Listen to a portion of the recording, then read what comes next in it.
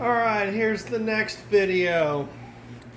What you don't see is a motor. So what happened is I was in the process of pulling out the cam, and the cam bearing came out with the cam.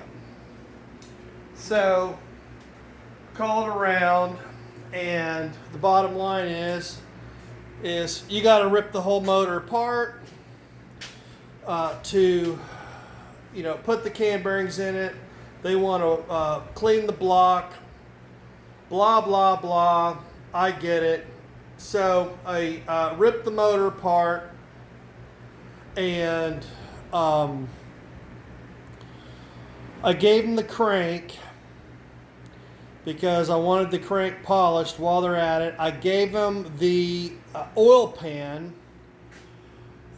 because they wanted $75 to clean the block. And I'm like, well, hey, can you clean the oil pan while you're at it too, and just throw it in there? So, it's $35 to polish the crank, and 40, $70, whatever. Put the cam bearings in it, get the block clean, get the oil pan clean. The motor, like I said before, had been gone through. Looks like it's got an oil pump on it, in it, but the motor looked like it had some miles. So no big major deal. The rod main bearings looked great.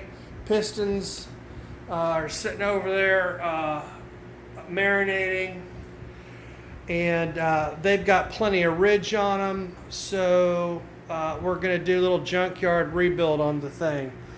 Today I went and yanked the tank out because what we're going to want to do is start working on the fuel system. So the tank's got to be out. Did that, and I'll have more on that, another video on that with a little universal in-tank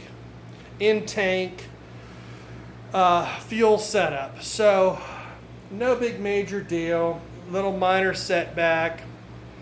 And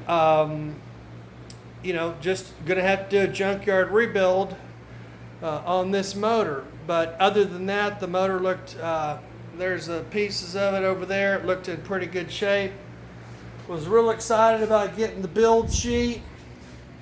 And here's the build sheet, and you can't read nothing on it. So I'm gonna see if I can get on the interwebs and find out.